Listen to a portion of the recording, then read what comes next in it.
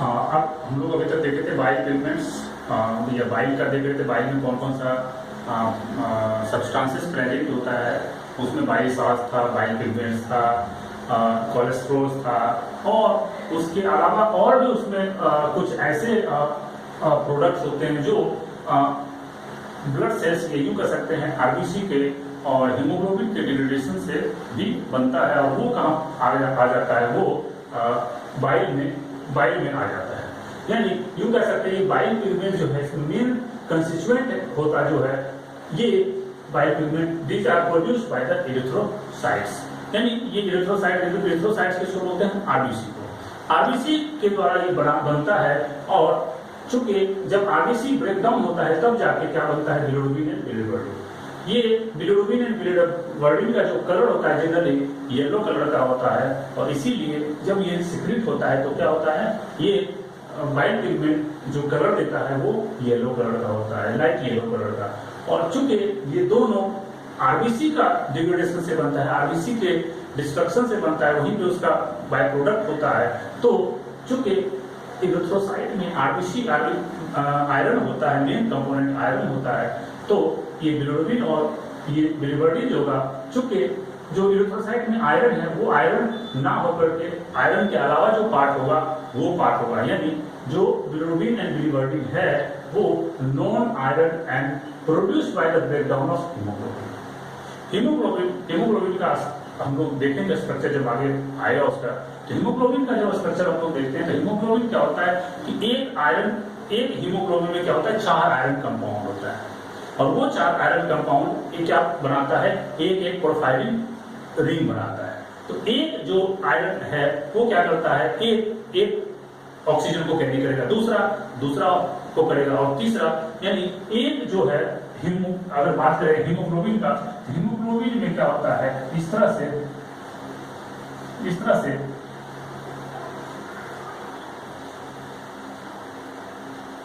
ये स्ट्रक्चर क्या होता है? आपस में बाइंड क्या हो जाता है, और एक जो है इस तरह से एक हीमोग्लोबिन क्या करता है? टोटल 4 ऑक्सीजन को कैरी करता है। क्यों? क्योंकि उसके पास 4 आयरन का ग्रुप होता है, और वो 4 मॉलिक्यूल्स ऑफ ऑक्सीजन ये कैरी कर सकता है। ठीक है, तो अब हम लोग बात करते हैं कि जो ये आयरन, ये हीमोग्लोबिन है, तो हीमोग्लोबिन आयरन क्या होता है? एक्चुअली आयरन क्या होता है? अभी एब्जॉर्ब कर लिया जाता है, क्योंकि आयरन का हमारे बॉडी में बहुत ज्यादा इस्तेमाल होना है, बहुत ज्यादा जरूरत होती है, इसलिए आयरन को रीएब्जॉर्ब कर लिया जाता है। लेकिन जो नॉन आयरन प्रोडक्ट्स होते हैं वो नॉन आयरन प्रोडक्ट्स में बिलिरुबिन और बिलिरुबिन में कन्वर्ट हो जाते हैं। ओके, और ये बिलिरुबिन एंड बिलिरुबिन कहाँ प्रेजेंट होगा? ब्लड प्लाज्मा में। ब्लड का बात करेंगे हम लोग, सर्कुलेशन में देखेंगे कि ब्लड में क्या क्या बात होता है। ब्लड का 2 पार्ट होता है, ब्लड कॉर्पस्कस जिसको ब्लड सेल्स बोलते हैं, और एक पार्ट होता है blood plasma, liquid part. Liquid part और सेल का जो पार्ट होता है, दोनों अलग अलग पार्ट होता है ब्लड में। तो ब्लड जो लिक्विड पार्ट है उसको बोलते हैं ब्लड प्लाज्मा। इसी ब्लड प्लाज्मा में क्या होगा? बिलिरुबिन एंड बिलिरुबिन क्या होता है? वहां पे आता है, और वहीं पे क्या होता है? पड़ा हुआ रहता है। ठीक है ना। अब क्या होगा? बिलिरुबिन एंड बिलिरुबिन इसके साथ the liver along with the faeces. अब मान लिया बिलिरुबिन बिलिरुबिन क्या हुआ? वहां से निकला और क्या हो गया? बाहर आ गया। और बाहर आने के बाद जैसे मान लीजिए जो भी डाइजेशन हमारा कंप्लीट हुआ, और ये बिलिरुबिन बिलिरुबिन ब्लड में गया, ब्लड के थ्रू कहां चला गया? Alimentary canal. और एलिमेंट्री कैनाल में जैसे ही जाएगा वो एलिमेंट्री कैनाल में the liver along with the faeces later excrete substances and excess of cholesterol. चूंकि ये ब्लड में आ गया, और ब्लड से कौन सिक्रेट करेगा? ब्लड वेसल्स तो सिक्रेट करेगा नहीं, तो ब्लड से कहां चला जाएगा? वो लीवर में चला जाएगा, और वहीं पे इसमें जो जरूरी का चीज रहेगा वो ले लेगा, बाकी का ये क्या करेगा? बिलिरुबिन बिलिरुबिन को कहां पे डाल देगा? हमारे इंटेस्टाइन में डाल देगा, यानी डुडेनम पार्ट में, स्पेशली डुडेनम पार्ट में ये डाल देगा, क्योंकि बाइल के साथ आना है तो डाल दिया जाएगा। क्योंकि लीवर से कहां आएगा? गॉल ब्लैडर में, गॉल ब्लैडर से क्या होगा? फाइनली हमारे डुडेनम पार्ट में आ जाएगा। अब ये अगर जो जरूरत है तो ठीक है, नहीं होगा तो ये क्या करेगा? फीसेस के साथ बाहर चला जाएगा, और बाहर जब आ जाएगा तो जब बाहर आएगा इसी तरह से देखते हैं कि फीसेस का जो कलर होता है वो क्या होता है? जनरली येलो कलर होता है, due to presence of this bilirubin and bilirubin. ठीक है, अब आगे बढ़ते हैं। अब जो हमारा पैंक्रियाज या जो कॉमन पैंक्रियाटिक बाइल डक्ट है उसको जो स्फिंक्टर कंट्रोल करता है, that is called sphincter of Oddi. यानी it guard the opening of ampulla, this is called ampulla of Vater and this is called common bile pancreatic duct. यानी दोनों duct को जो फाइनली डुडेनम में ये मान ये एलिमेंट्री कैनाल है, इसमें जो यहाँ से ओपन करेगा यानी डायरेक्ट एलिमेंट्री कैनाल में जो ओपन होता है उसको कंट्रोल करने वाला क्या होता है, एक स्फिंक्टर होता है। उस स्फिंक्टर को क्या बोलते हैं, स्फिंक्टर ऑफ पॉटी। लेकिन स्पेशली बाइल डक्ट को कंट्रोल करता है, जो जिसके थ्रू बाइल आता है, यानी बाइल जो होता है कहाँ स्टोर होता है, गॉल ब्लैडर में। यानी गॉल ब्लैडर में वहां पे क्या होता है, बाइल भरा हुआ रहता है। अब इसको कब निकलना है तो ये स्फिंक्टर डिसाइड करता है। उस स्फिंक्टर का नाम है जो बाइल डक्ट को कंट्रोल करता है, बाइल के सेक्रेशन को कंट्रोल करता है, that is called sphincter of Boyd. तो ये दोनों क्वेश्चन बहुत इंपॉर्टेंट है, specially sphincter of body NEET में भी कितनी बार पूछा गया क्वेश्चन, यहाँ से क्वेश्चन आते हैं और कुछ क्वेश्चन स्फिंक्टर ऑफ बॉडी से भी कभी कभी पूछा गया है। तो अब बात करते हैं कि जो हमारा ड्यूडेनम पार्ट है, ड्यूडेनम पार्ट में और भी बहुत तरह के सिक्रीशन होते हैं, बहुत तरह के वहां पे एंजाइम्स, बहुत तरह के हार्मोन्स वहां पे सीक्रेट किया जाता है ताकि डाइजेशन प्रॉपर हो पाए। तो जनरली ड्यूडेनम की बात अगर करें तो ड्यूडेनम में दो मेन सेक्रेटरी स्ट्रक्चर होता है या सेक्रेटरी पार्ट हो सकता है, या सेक्रेटरी ग्लैंड्स कह सकते हैं। दो सेक्रेटरी ग्लैंड्स होते हैं, the number one is the Brunner's gland and second one is the crypts of liver. ये जनरली क्रिप्स ऑफ लीवर के ब्रूनस ग्लैंड की बात करें तो Brunner's glands actually urinal submucosa में प्रेजेंट रहता है और ये ब्रूनस ग्लैंड जैसे ही वहां पे सिक्रेटिंग और कोलियोसिस्टोकाइनिन, कोलिसिस्टोकाइनिन के बारे में हम लोग डिस्कस किए थे। कोलिसिस्टोकाइनिन क्या करता है, वो पैंक्रियाटिक जूस को क्या करता है, ओपन यानी जो स्फिंक्टर ऑफ बॉडी है उसको क्या करेगा, वो करेगा एक्टिवेट करेगा। ये यूं कह सकते हैं ये पैंक्रियाटिक जूस के सिक्रेशन के लिए रिस्पॉन्सिबल होता है। कौन, कोलिसिस्टोकाइनिन। यानी ये दोनों जो है सिक्रेटिन और कोलिसिस्टोकाइनिन, ये क्या करेगा, इस ब्रूनस ग्लैंड को एक्टिवेट करेगा, स्टिमुलेट करेगा सिक्रेशन के लिए। क्या चीज सिक्रेट करने के लिए, क्योंकि जब हमारे स्टोमक से जो ब्रॉथ ऑफ फूड आता है, उस ब्रॉथ ऑफ फूड या उसको जिसको काइम बोलते हैं, वो काइम काफी एसिडिक होता है। उस एसिडिक कंडीशन की वजह से हमारा ड्यूडेनम का प्रॉब्लम ना हो जाए, ड्यूडेनम का नुकसान ना हो जाए, इसके लिए क्या किया जाता है, इसको एक्टिवेट किया जाता है। और ये ब्रूनस ग्लैंड का सिक्रेशन जो होता है वो ये क्या करेगा, जैसे ये दोनों हार्मोन्स रिलीज होता है वो क्या करता है, ब्रूनस ग्लैंड एक्टिवेट हो जाता है और ये क्या करेगा, सिक्रेट करेगा क्या, large amount of viscous, viscous मतलब गाढ़ा, एंजाइम फ्री, एंजाइम इसका जो सिक्रेशन होगा उस लिक्विड में कोई एंजाइम नहीं होगा, और अल्कलाइन, क्योंकि क्या आया क्या, एसिडिक। अब एसिडिक के साथ जितना ये अल्कलाइन होगा एसिड को क्या करेगा, न्यूट्रलाइज कर देगा।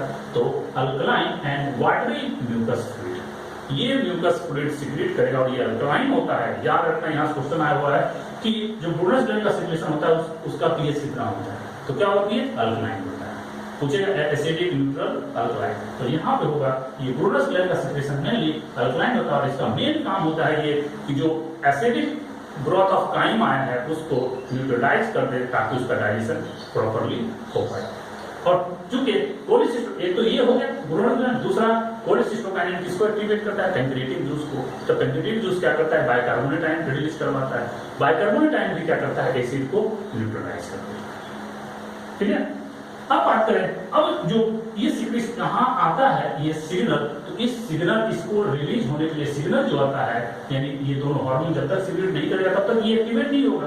तो इस दोनों को सिग्नल देने वाला जो है वो हमारा 10th क्रेनियल नर्व, हमारा जो ब्रेन है, ब्रेन से क्रेनियल नर्व निकलता है, उसको क्रेनियल नर्व बोलते हैं। और हमारे ब्रेन से जो क्रेनियल नर्व 10th है जिसको वैगस बोलते हैं, ये वैगस जो 10th क्रेनियल नर्व है ये क्या करता है, स्टिमुलेट देगा, और ये स्टिमुलेट देगा किसको, सेक्रेटिन को, और ये सेक्रेटिन फाइनली क्या करेगा, ये और सिस्टोकाइनिन, ये दोनों मिलकर क्या करेगा, ब्रूनस ग्लैंड को एक्टिवेट करेगा।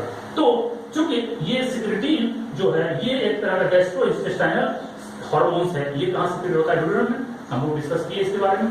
तो ये हम बात करेंगे वहां पे पता चल जाएगा हमको क्रिप्टिक लीवर करेंगे। तो क्रिप्ट ऑफ लीवर कहाँ होता है, ड्यूडेनम पार्ट में जो होता है यूं कह सकते हैं पूरे इंटेस्टाइन पार्ट में। तो मेनली जो ड्यूडेनम पार्ट में है उस वहां पे वो क्या करेगा, ये सेक्रेटरी जो गैस्ट्रोइंटेस्टाइनल हार्मोन्स है ये रिलीज हुआ और एक्टिवेट द सिक्रेशन ऑफ डुओक्राइन। ये जैसे ही सेक्रेटरी रिलीज हुआ ये डुओक्राइन डुओ नाम दिया है डुओडेनम की वजह से। डुओक्राइन यानी जो डुओडेनम में रिलीज हो और वो क्या करे, इसको बोनस ग्लैंड को एक्टिवेट करेगा और finally stimulate to secrete the bonus gland. और बोनस ग्लैंड जैसे ही आएगा, चूंकि ये अल्कलाइन पीएच होता है और सारा का सारा क्या होगा, वहां पे एसिडिक जो ब्रॉथ ऑफ काइम आया है उसको क्या करेगा, ये न्यूट्रलाइज कर देगा। सो secretion of bonus gland enables the duodenum to withstand the acidic chyme until the neutralization। जब तक न्यूट्रलाइजेशन ना हो जाए तब तक ये बोनस ग्लैंड सिक्रेट होता रहेगा, क्योंकि ये अल्कलाइन है और अल्कलाइन तब तक रिलीज होता रहेगा जब तक कि एसिडिक जो काइम आया वो न्यूट्रल कंडीशन पे ना चला जाए, यानी वो न्यूट्रलाइज पूरी तरह से ना हो जाए। पूरा का पूरा एसिड जब तक न्यूट्रलाइज नहीं होगा तब तक सिक्रेशन होगा। इसके अलावा ये क्या करेगा, पैंक्रियाटिक एंड बिलियरी सिक्रेशन को भी क्या करेगा, एक्टिवेट करेगा। ये तो करेगा ही न्यूट्रलाइज, इसके अलावा जो पैंक्रियाज से सिक्रेशन होगा और बाइल से सिक्रेट होगा, ये दोनों क्या करेगा, एसिड जो आया है काइम में वो उसको क्या करेगा, वो न्यूट्रलाइज कर देगा। इसके अलावा और भी है, जैसे गॉबलेट सेल है, वहां पे डुओडेनम पार्ट में बहुत सारे गॉबलेट सेल्स होते हैं, वो भी म्यूकस सिक्रेट करता है और वो म्यूकस इसलिए सिक्रेट करता है ताकि हमारा इंटेस्टाइन जो है या हमारा जो डुओडेनम वाला पार्ट है वो डाइजेस्ट ना हो जाए। डाइजेस्ट कैसे होगा, क्योंकि पैंक्रियाज जो है बहुत सारा प्रोटीन डाइजेस्टिंग एंजाइम्स रिलीज करता है और वो प्रोटीन डाइजेस्टिंग एंजाइम्स क्या करेगा, हमारे डुओडेनम को डाइजेस्ट ना कर दे, इसलिए ये क्या करता है, म्यूकस सिक्रेट करता है और ये क्या करता है, protects duodenum wall from the digestion. और उसके अलावा एक इंटेरोसाइट्स होता है, इंटेरोसाइट्स ए टाइप ऑफ सेल्स, ये क्या करता है, वाटर एंड इलेक्ट्रोलाइट सिक्रेट करता है। ये भी क्या करेगा, हमारे इंटेस्टाइन को क्या करता है, स्पेशली डुओडेनम पार्ट को एसिडिक कंडीशन में बेहतर तरीके से सस्टेन करवाता है, यानी उस वहां पे कोई प्रॉब्लम ना हो, एसिड कंडीशन को झेल ले। तो ये सारा जो है सिक्रेशन बहुत इंपॉर्टेंट है, कहाँ पे, डुओडेनम पार्ट में। ठीक, तो पहला हो गया बोनस ग्लैंड, ये क्या क्या फंक्शन हम लोगों ने देख लिया, क्या क्या ये फंक्शन कर रहा है। और सेकेंड पार्ट है क्रिप्स ऑफ लीवर, स्पेशल इसका याद रखिएगा, क्रिप्स गड्ढा होता है, उसको सबसे पहले ढूंढने वाले साइंटिस्ट का नाम था लिवर, इसलिए नाम ही दे दिया है क्रिप्स ऑफ लीवर का। लिवर क्या है, क्योंकि ये हमारे जो डुओडेनम है, उस डुओडेनम में बहुत सारे सेल्स होते हैं जिसमें कुछ इंपॉर्टेंट सेल्स है, that is called paneth cell and argentaffin cell. Paneth cell argentaffin cell के बेस पे क्या होता है, क्रिप्स ऑफ लीवर का प्रेजेंट होता है। जो सेल्स है उस सेल्स के बेस, जैसे मान लीजिए सेल्स है तो सेल जहां होगा उसके बेस पे या नीचे पे, यूं कर सकते हैं, इसके ये बेस होता है, इस बेस पे जैसे मान लीजिए सेल है, इस सेल्स के बेस पे प्रेजेंट होता है। कहां तो क्या, ये पनिज सेल अर्जेक्टाइल के बेस पे ये क्रिप्स ऑफ लीवर का प्रेजेंट होता है। और यही लीवर का जो यहाँ पे है, ये पनिज सेल अर्जेक्टाइल सेल की बात अगर करें तो ये पनिज सेल यही क्रिप्स में क्या करता है, ये तो ये दोनों सेल्स कहाँ मिलते हैं, डुओडेनम में मिलेंगे। और ये पनिज सेल की बात अगर करें एक एक करके, तो पनिज सेल क्या होता है, rich in zinc and acidophilic granule, यानी ये क्या करेगा, इसके पास एसिडोफिलिक ग्रेन्यूल्स होते हैं, कुछ ऐसा ग्रेन्यूल्स रिलीज करता है जो एसिडिक इन नेचर होता है। दूसरा, उस ग्रेन्यूल्स के अलावा इसमें जिंक बहुत ज्यादा होता है, वो जिंक भी वहां पे रिलीज करता है, कौन, पनिज सेल। लेकिन जो उससे भी ज्यादा इंपॉर्टेंट है वो है क्या, यही पनिज सेल जो क्रिप्स ऑफ लीवर में डुओडेनम में प्रेजेंट होता है, वो सिक्रेट करता है लाइसोजाइम, जो कि एंटी माइक्रोबियल एक्टिविटी करता है, यानी जो माइक्रोब्स बच गया, अभी तक जिंदा रह गया, सिस्ट जिसके ऊपर बहुत सारे ऐसे भी माइक्रोब्स होते हैं जो जिसके चारों तरफ क्या होता है, सिस्ट प्रेजेंट होता है, जिसके ऊपर एसिड का अटैक नहीं हो पाता है। तो अगर वो एसिड से बच गया तो यहाँ पे आएगा, वो लाइसोजाइम क्या करेगा, उसको डिस्ट्रॉय कर देगा। तो ये यहाँ पे lysozyme anti microbial activity show करता है, इसलिए ये बहुत इंपॉर्टेंट पॉइंट है। तो ये क्वेश्चन डायरेक्ट पूछा भी जाएगा। दूसरा है अर्जेंटाफिल सेल। अर्जेंटाफिल सेल का मेन काम है क्या करेगा, सेक्रेटिन का सिंथेसिस ये करता है। यही सिक्रेटिन क्या हुआ था, यही सिक्रेटिन यहाँ रिलीज हुआ और ये सिक्रेटिन क्या किया, डुओक्राइन को एक्टिवेट किया। यही जो सिक्रेटिन जो ये अर्जेंटाफिल सेल जो क्रिप्स ऑफ लीवर में प्रेजेंट रहता है, वही सिक्रेट करता है और ये जो अर्जेंटाफिल सेल है ये सिक्रेटिन को रिलीज करेगा और ये डुओक्राइन को एक्टिवेट करता है। और जैसे ही डुओक्राइन एक्टिवेट होगा ये बोनस ग्लैंड का सिक्रेशन शुरू हो जाएगा और कंट्रोल करेगा। तो ठीक है, तो ये बहुत इंपॉर्टेंट पॉइंट है, ये दोनों पॉइंट बहुत इंपॉर्टेंट है। देखो अब इसकी बात हम करें, जो अभी हम लोग डुओडेनम पढ़े हैं, तो डुओडेनम से रिलेटेड और भी बहुत सारे क्वेश्चन हैं, लेकिन दो इंपॉर्टेंट क्वेश्चन है जो नीट में पूछा जा चुका है। देखो पहला नीट 16 में क्वेश्चन आया हुआ है कि which hormone do stimulate the production of pancreatic juice and bicarbonate. कौन सा हार्मोन है जो पैंक्रियाटिक जूस और बाइकार्बोनेट आयन के रिलीज के लिए रिस्पॉन्सिबल होता है। तो बाइकार्बोनेट आयन इसलिए रिलीज होता है क्योंकि बाइकार्बोनेट आयन न्यूट्रलाइज कर देता है, जो एसिडिक काइम आया है उसको ये न्यूट्रलाइज कर देता है। तो वो कैसे न्यूट्रलाइज होगा? HCO3 कौन रिलीज करता है? Pancreatic juice. और पैंक्रियाटिक जूस कौन सिक्रेट करता है? पैंक्रियाज। और पैंक्रियाज को कौन एक्टिवेट करता है? कोलियोसिस्टोकाइनिन एंड सिक्रेटिन। तो अब ये दोनों मिलकर क्या करेगा? रिलीज कराएगा। तो अब देखो इसमें ऑप्शन क्या होगा? Angiotensin and epinephrine not, gastrin insulin not, cholecystokinin and secretin. Cholecystokinin and cysteine ये दोनों क्या करता है? पैंक्रियाज को स्टिमुलेट करता है कि भाई तुम रिलीज करो क्या? अल्कलाइन सॉल्यूशन, ताकि जो एसिड आया है वो न्यूट्रलाइज होगा। तो बेस्ट आंसर क्या होगा? सी। फिर इसी तरह से नीट 17 में क्वेश्चन पूछा गया था कि which cell of crypts of Lieberkuhn secrete antibacterial and lysozymes. यानी अब देखो यहां से क्वेश्चन आया है कि कौन सा सेल है, तो यहां पे क्या है? Panic cell. पनिक सेल में मैंने बताया था लाइसोजाइम एंटीमाइक्रोबियल एक्टिविटी शो करता है। तो ये पनीर सेल इसमें जो होगा वो लाइसोजाइम जो कि एंटीबैक्टीरियल बिहेवियर शो करता है, माइक्रोब्स को मार। कुछ और क्वेश्चन देखते हैं हम लोग यहाँ पे। ये क्वेश्चन AMU 2012 में पूछा गया था। ये पूछा गया था, देखो क्वेश्चन कॉमन क्या था कि the common passage for bile and pancreatic juice is. यानी इस क्वेश्चन में ये पूछा जा रहा है कि जो पैंक्रियाज और बाइल है वो किस पैसेज के थ्रू कंबाइनली खुलता है। यानी जो कॉमन पैसेज है बाइल और पैंक्रियाज का वो क्या होगा? Ampulla of Vater, duct of Wilson, क्या है? डक्टस कोलियोडेटस और डक्ट्स ऑफ सेंटोरनी। हम लोग पढ़ चुके हैं कि ये कॉमन पैसेज क्या होता है? एम्पुला ऑफ वाइटर होता है, एम्पुला ऑफ वाइटी भी इसको बोलते हैं। और उसी के थ्रू क्या होता है? ये दोनों जो पैसेज है वो खुलता है कहाँ पे? जुडिनम में खुलता है। ओके, इसका आंसर क्या होगा? Ampulla of Vater. अब नेक्स्ट क्वेश्चन देखते हैं। ये नीट 17 में पूछा गया था, 2017 में ये क्वेश्चन पूछा गया था कि which of the following option best represents the enzyme composition of pancreatic juice। यानी ऑप्शन है, उस ऑप्शन में हमें ये सेलेक्ट करना है कि जो पैंक्रियाटिक जूस का बेस्ट जो है कंपोजिशन किसका होता है। तो एमाइलेज, पेप्टाइडेज, ट्रिप्सिनोजन और रेनिन। चूंकि यही ऑप्शन गलत है, चूंकि ये जो रेनिन होता है ये कहां से क्रिएट होता है? हमारे स्टोमक में, स्पेशली चाइल्ड के स्टोमक में रिलीज होता है। तो ये ऑप्शन गलत हो गया। अब दूसरा है एमाइलेज पेप्सिन। यही पे गलती पकड़ा गया। पेप्सिन कहां रिलीज होता है? हमारे स्टोमक में। तो ये भी ऑप्शन यहीं पे गलत हो गया। अब बात करते हैं पेप्टाइडेज, एमाइलेज, पेप्सिन। फिर ये भी देखो पेप्सिन यहाँ पे आ गया, ये भी ऑप्शन क्या हो गया? और पेप्सिन और रेनिन ये दोनों गलत है, इसका मतलब ये भी गलत है। अब बचा एक ही, यही सही होगा, क्योंकि 3 तो गलत हो ही गया। लेकिन एक बार फिर देखते थे, लाइपेज रिलीज होता है, पैंक्रियाटिक जूस में लाइपेज पाया जाता है। एमाइलेज, अल्फा एमाइलेज जिसको बोलते हैं वो भी पाया जाता है। ट्रिप्सिनोजन ये भी पाया जाता है। और प्रो कार्बोक्सी पेप्टाइडेज ये भी पाया जाता है। तो बेस्ट आंसर क्या होगा? डी। अच्छा, नेक्स्ट क्वेश्चन। ये जो क्वेश्चन है वो नीट 2015 में पूछा गया था। 2015 में पूछा गया क्वेश्चन क्या था? The enzyme that is not present in succus entericus. Succus entericus is, अब सक्कस एंटेरिकस हम लोग यहाँ पढ़ेंगे तब इस क्वेश्चन को डील करेंगे। इसके आगे हम लोग बढ़ते हैं ये वाला। Which of the following guards the opening of hepatopancreatic duct into the duodenum? जो हेपेटिक पैंक्रियाटिक डक्ट था वो क्या था? एम्पुला ऑफ वाइटी। उसको कंट्रोल करने वाला स्फिंक्टर का नाम क्या है?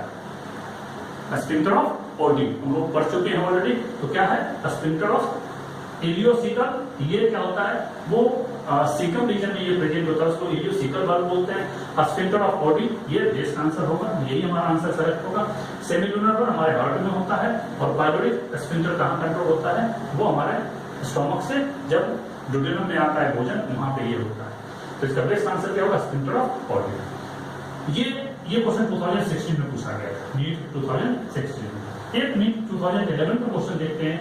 One of the constituent of pancreatic juice while poured into the duodenum in humans। अगर ड्यूडेनम में जो कॉमन पैंक्रियाटिक ओपन होता है, यूं कह सकते हैं जो पैंक्रियाटिक जूस आता है, उस पैंक्रियाटिक जूस का जो मेन एंजाइम्स है या मेन ग्रुप एंजाइम्स कौन सा है? Trypsinogen, chymotrypsin, trypsin, enterokinase. हमें ये दिमाग लगाना होगा यहाँ पे कि जो पेंक्रियाज होता है वो पेंक्रियाज इनएक्टिव फॉर्म में या जैमोजेनिक फॉर्म में क्या करता है? एंजाइम को सिक्रेट करता है, वो एक्टिव एंजाइम सिक्रेट नहीं करता है। और इनएक्टिव एंजाइम जब वहां जाता है तब वहां पे क्या होता है? इंटेरोकाइनेज के द्वारा क्या होता है? वो एक्टिवेट होता है और जो ट्रिप्सिनोजन है वो कन्वर्ट हो जाता है ट्रिप्सिन में। तो ट्रिप्सिन गलत हो गया, काइमोट्रिप्सिन भी गलत हो गया और इंटेरोकाइनेज भी गलत, क्योंकि इंटेरोकाइनेज क्या करता है? ट्रिप्सिनोजन को पहली बार फर्स्ट टाइम क्या करता है? ट्रिप्सिन में कन्वर्ट करता है। तो जो सिक्रेट करता है वो क्या है? ट्रिप्सिनोजन। इसका बेस्ट आंसर क्या होगा? ए, ट्रिप्सिनोजन। तो इसी से रिलेटेड है। अब उसी का अगला पार्ट है इंटेस्टाइनल जूस और सक्कस सेंट्रिकस, यानी ड्यूडेनम के बाद का बात अगर हम करें, ड्यूडेनम के बाद ड्यूडेनम में भी बहुत सारा सक्कस सेंट्रिकस प्रेजेंट है, लेकिन मेनली ये जेजुनम और इलियम का पार्ट होता है सक्कस सेंट्रिकस। तो वहां की अगर हम बात करें तो ये जो जूस निकालता है इसको इंटेस्टाइनल जूस बोलते हैं या इसी को सक्कस सेंट्रिकस बोलते हैं। दोनों कॉमन नाम याद रखना, इंटेस्टाइनल जूस जो स्मॉल इंटेस्टाइन में रिलीज होता है और सक्कस सेंट्रिकस, ये दोनों एक ही नाम है। इसका जो पीएच होता है वो 7.6 होता है, ये भी क्वेश्चन पूछा जा चुका है। और पर डे सक्कस सेंट्रिकस का सिक्रीशन जो होता है वो 2 to 3 लीटर होता है हमारे स्मॉल इंटेस्टाइन में। और इसमें क्या क्या होगा ये इंपॉर्टेंट है। देखो इसमें अगर बात हम करें तो माल्टेज क्या करेगा? जो माल्टोज बना था उसको ब्रेक करेगा, यानी सिंगल ग्लूकोज में कन्वर्ट करेगा। आइसो माल्टेज वही करेगा। सुक्रोज को ब्रेक करके ग्लूकोज एंड फ्रक्टोज में तोड़ेगा। लैक्टोज को ये क्या करेगा? ब्रेक करेगा और गैलेक्टोज एंड ग्लूकोज में इसको कन्वर्ट करेगा। लाइपेज को तोड़ के क्या बना देगा? फैटी एसिड में कन्वर्ट कर देगा। डेक्स्ट्रिनेज जो हम लोग प्लांट प्रोडक्ट्स लेते हैं वहां पे जो डेक्स्ट्रिन होता है उसको ये ब्रेक करेगा। इंटेरोकाइनेज क्या करेगा? फर्दर एक्टिवेट करेगा। इंटेरोकाइनेज किसको एक्टिवेट करेगा? ट्रिप्सिनोजन को। दूसरा डाइपेप्टाइड जो करेगा वो पेप्टाइड बॉन्ड को क्या करेगा? ब्रेक करेगा। और न्यूक्लियोटाइडेज या न्यूक्लियोसाइडेज ये न्यूक्लियस को ब्रेक करेगा और ये न्यूक्लियोटाइड्स को ब्रेक करेगा और ये न्यूक्लियोसाइड्स को ब्रेक करेगा। यानी यहाँ गौर करने वाली बात ये है कि यहाँ पे डीएनएज या आरएनएज नहीं है। कहाँ पे डीएनएज या आरएनएज कहाँ था? वो डीएनएज एंड आरएनएज कहाँ था? हमारा पैंक्रियाटिक जूस में था, जो डीएनएज एंड आरएनएज को क्या करता था? वो क्या करता था? उसको ब्रेक करके वो अलग अलग अमाइनो एसिड से या अलग अलग बेसिस में क्या करता था? उसको कन्वर्ट कर देता था। अगर न्यूक्लियोटाइडेज और न्यूक्लियोसाइडेज होगा, यानी इसमें जो बेस है उसको अलग कर देगा, जो शुगर है उसको अलग कर देगा। अब बात करते हैं तो इसी इंटेस्टाइनल जूस, इंटेस्टाइन पार्ट में बहुत सारे स्मॉल नोड्यूल्स होते हैं और ये नोड्यूल्स पूरा का पूरा along the entire small intestine में प्रेजेंट होता है। स्पेशली इन इलियम ये नोड्यूल्स क्या होता है? क्लस्टर का फॉर्म एक क्लस्टर के फॉर्म में बना लेता है। उस क्लस्टर को ही क्या बोला जाता है? पेयर्स पैसेज, या इसी को क्या बोलते हैं? Lymph nodules. ये पेयर पैसेज या लिम्फ नोड्यूल्स जो होता है वो कहाँ पे प्रेजेंट होगा? स्पेशली इलियम रीजन में। ये इलियम रीजन का कैरेक्टरिस्टिक यही होता है, यानी ये इलियम को बोला जाए तो इलियम की सबसे बेस्ट कैरेक्टरिस्टिक होती है क्या? Peyer's patches. यानी पेयर्स पैसेज अगर है तो वो स्पेशली इलियम ही होगा, क्योंकि पेयर पैसेज सिर्फ इलियम पार्ट में ही पाया जाता है। It is the distinct character of ileum और it produce lymphocyte type of WBC. अगर हमारे इंटेस्टाइन में कोई इंफेक्शन होता है तो वहां से इंफेक्शन को बचाने के लिए डब्ल्यूबीसी क्या होता है? सिक्रेट करता है और वो यही पेयर्स पैसेज जो इलियम में प्रेजेंट है, क्लस्टर ऑफ नोड्यूल्स को क्या करता है? सिक्रेट करता है। वो डब्ल्यूबीसी वहां पे बनाता है और वहां पे वो माइक्रोब्स या जो भी इंफेक्शन हुआ उसको न्यूट्रलाइज करता है या नॉर्मलाइज करता है। लेकिन ये भी एक दूसरा पॉइंट बहुत इंपॉर्टेंट है कि इलियम में जहां भी पेयर पैसेज होगा वहां पे विलाई एब्सेंट होता है। उस रीजन में एब्जॉर्प्शन नहीं होता है जहां पे पेयर पैसेज होते हैं। ये बहुत इंपॉर्टेंट पॉइंट है, इसको बहुत ही दिमाग लगा के इसको एकदम मेमोराइज कर लेना है कि villi absent over pair passage नहीं मिलता है उस रीजन में। और इलियम के बाद जेजुनम पार्ट होता है। जेजुनम पार्ट में क्या होता है, इसमें बहुत सारे जो सब म्यूकोसा है उसका सर्कुलर फोल्डिंग, बहुत गोल टाइप का फोल्डिंग बन जाता है वहीं पे। उसी सर्कुलर फोल्डिंग का नाम दिया गया plicae circulares. It is the characteristic of jejunum. यानी जेजुनम में कौन होगा, प्लाइका सर्कुलरिस। इसी को बोलते हैं valves of Kerckring, valves of Kerckring. तो ये क्या है, प्लाइका सर्कुलरिस। अब बात करते हैं एक क्वेश्चन जो नीट 2015 में पूछा गया था कि the enzyme that is not present in circus entericus. तो सर्कस एंटेरिकस में कौन सा एंजाइम नहीं है, अगर इसमें हम सर्च करें तो इसमें क्या है, न्यूक्लियोसाइडेज। न्यूक्लियोसाइडेज का दूसरा नाम क्या है, डीएनएच और आरएनएच। ये ऑप्शन में नहीं था, लेकिन न्यूक्लियोसाइड, सॉरी ये नहीं होगा, ये न्यूक्लियोसाइडेज, ये क्या होगा, न्यूक्लियेज। न्यूक्लियस में कौन होता है, डीएनए एंड आरएनएज। क्योंकि न्यूक्लियोसाइडेज है, न्यूक्लियोटाइडेज भी है, सारा चीज है, लेकिन इसमें न्यूक्लियेज नहीं है। न्यूक्लियेज मतलब जो डीएनए और आरएनए को कट करके क्या बोलते हैं, न्यूक्लियेज। यहाँ क्या होगा आंसर। तो यहाँ पे सारा कंप्लीट हो गया। इससे जितने भी रिलेटेड क्वेश्चन, और भी बहुत सारे क्वेश्चन है जिसको आप कोई भी गाइड लेके आप देख सकते हैं। प्रोमेंस ऑब्जेक्टिव बायोलॉजी आता है प्रोमेंस का, उसको आप ले सकते हैं। पूरा 11th का उसमें से क्वेश्चन पार्ट पूरा कवर किया हुआ रहता है और प्रीवियस ईयर के क्वेश्चन भी रहते हैं।